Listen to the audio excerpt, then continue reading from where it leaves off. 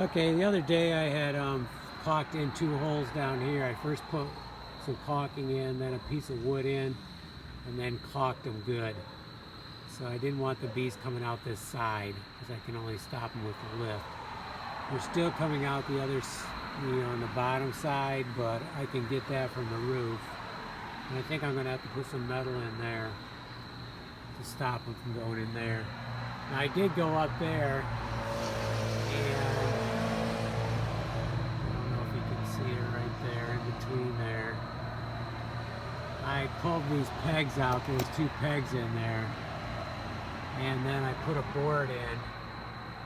And I was going to videotape up there, but I've already gotten stung twice, so they got a little angry that I messed around with their entrance. You still got 1 hole. It's the main hole. But I did cover 1 in, and I took the pegs out and covered all 3 of them in then. Those 2 pegs. There's still 1 more up there.